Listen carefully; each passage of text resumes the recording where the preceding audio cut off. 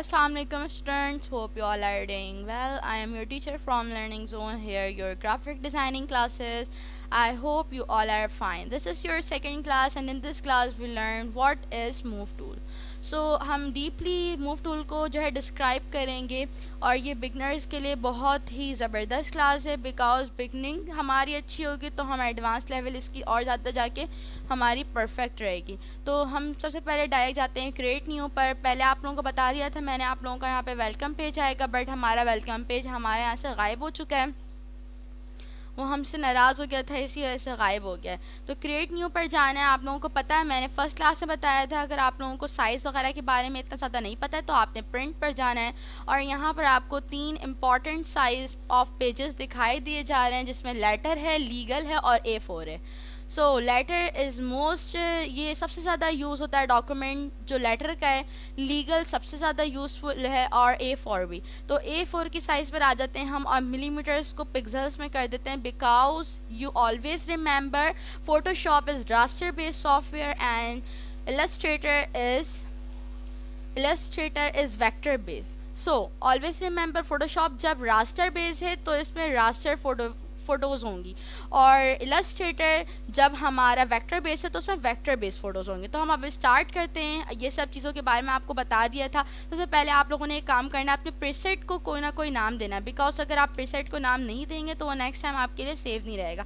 तो आपने अपना सेव करना है और प्रीसेट को पहले कोई नाम दे देना है, जैसे कि मैंने यहाँ पर सेकेंड क्लास नाम दे दिया। अब हमारा प्रीसेट सेव हो गया है तो हमारी ये फ़ाइल सेव में आ गई। अब जब भी आपको यही सेम फाइल यूज़ करनी होगी, यही विड्थ और यही हाइट के हिसाब से, यही रेजोल्यूशन, यही ओरिएंटेशन, तो आप डायरेक्ट सेव में जाएंगे और आपने जिस नाम से सेव किया होगा वही नाम आ जाएगा।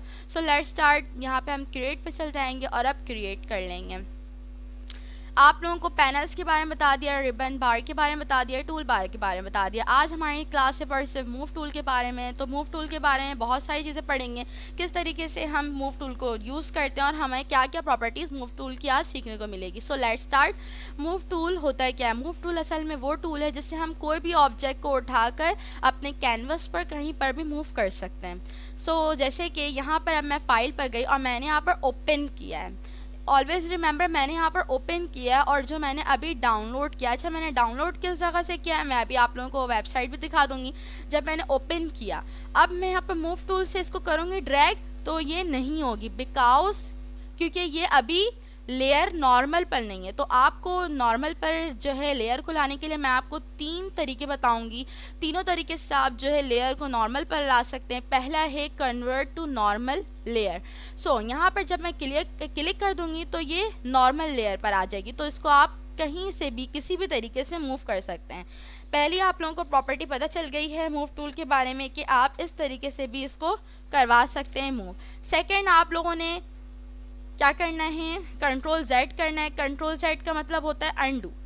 Control Z again and again control Z, वापस ये आपकी आ गई बैकग्राउंड लेयर। बैकग्राउंड लेयर पे आप कोई भी कीज़, कोई भी टूल्स यूज़ नहीं कर सकते हैं। आप लोग जिस लेयर पर हैं बस उसी लेयर पर क्लिक करने के लिए आपको उसको नॉर्मल लेयर करना लाजमी है। सेकंड तरीका इसका ये है, आपको नॉर्मल लेयर पर कन्वर्ट करने के लिए कि आपने लेयर पर जाकर डबल क्लिक करना है। डबल क्लिक करने से आपका लिखा आ जाएगा लेयर 0। आप ओके करेंगे तो ये नॉर्मल लेयर अगेन हो जाएगी। फिर आप इसको मूव टूल से मूव कर सकते हैं। ये हो गया आप लोगों का सेकंड तरीका। आप कंट्रोल Z दोबारा कर लें, अनडू कर लें। और थर्ड जो है स्टेप वो है, यहाँ पे आपको लॉक का साइन दिख रहा होगा, आप लॉक के साइन को ड्रैग करेंगे और डिलीट पर क्लिक कर देंगे तो आप लोगों का लेयर 0 आ जाएगा। तो ये हो गए 3 वेज। आप लोगों को 3 तरीके मालूम होंगे कि किस तरीके से आप अपने लेयर को 0 लेयर पर नॉर्मल लेयर पर कन्वर्ट कर सकते हैं। सो आई होप सो आप लोगों को ये तीनों तरीके अच्छे तरीके से याद रहेंगे ताकि आप लोग कोई भी तरीका यूज़ करके अपने लेयर को 0 पर ला सकते हैं। तो अब हम चलते हैं दूसरी तरीके पर। लेयर हमारा 0 पर है। अब हमने क्या चीज़ सीखनी है, हम अपने लेयर को ट्रांसफॉर्म किस तरीके से कर सकते हैं। ट्रांसफॉर्म की शॉर्ट की है कंट्रोल T। कंट्रोल T हमने दबाई। अब हम इसको ट्रांसफॉर्म का मतलब होता है हम प्रोपोर्शनैलिटी में अगर हमने करना है इसको तो हम शिफ्ट प्रेस करके इसको अपने जो है माउस के कर्सर को ड्रैग एंड ड्रॉप और अप एंड डाउन करेंगे तो प्रोपोर्शनैलिटी के साथ ये आगे पीछे होगा। अगर हम शिफ्ट नहीं यूज़ करेंगे तो ये बिल्कुल दबा दबा हुआ नज़र आएगा क्योंकि इसकी कोई इमेज नहीं बन रही होगी, आप खुद देख सकते हैं। अब मैं आपको शिफ्ट के साथ करके दिखा रही हूँ, तो ये देखें, एंड शिफ्ट के बगैर। सो डिफरेंस आप लोगों के सामने।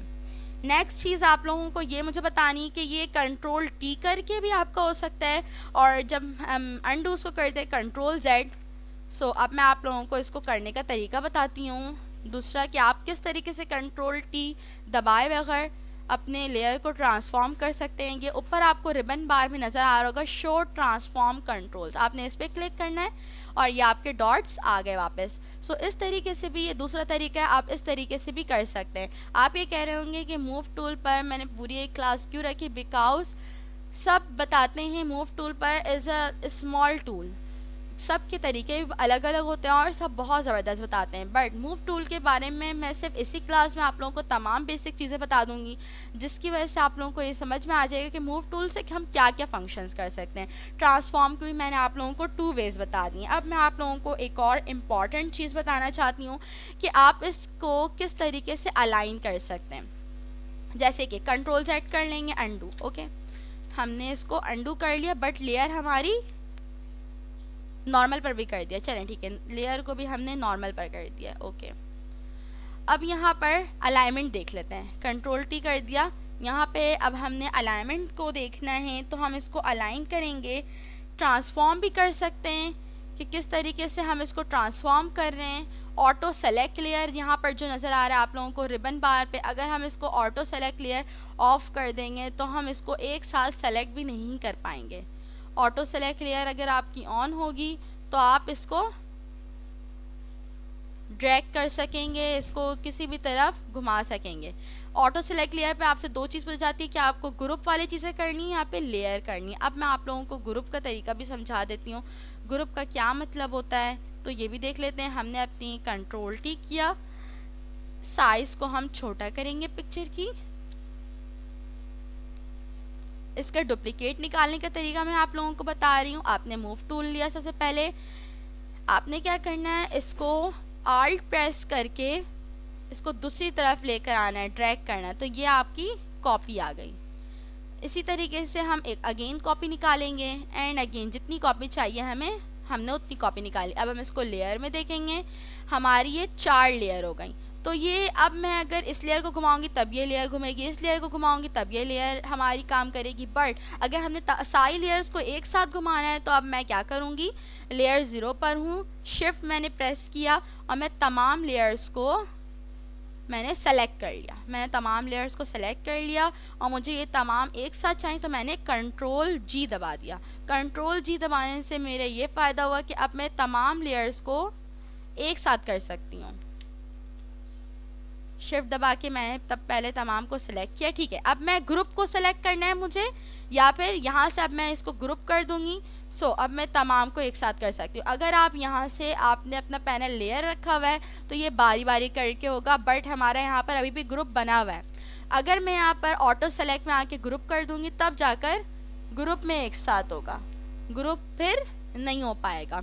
मुझे उम्मीद है कि आप लोगों को मूव टूल जो बहुत ज़्यादा ही इंफॉर्मेटिव था समझ में आया होगा अच्छे तरीके से। आई होप सो आप लोगों को ये क्लास भी बहुत ज़्यादा अच्छी लगी होगी एंड बहुत ज़्यादा हेल्पफुल होगी आप लोगों के लिए। इससे मैंने आप लोगों को डुप्लीकेट निकालना भी बताया, ट्रांसफॉर्म करने के 2 तरीके बताएं, 2 easiest ways to transform your pictures, and also मैंने आप लोगों को लेयर को नॉर्मल लेयर में भी कन्वर्ट करने के 3 वेज बताएं, 3 ईजीएस्ट वेज।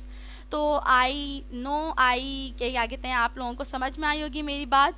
और अब मिलेंगे अब हम नेक्स्ट क्लास में।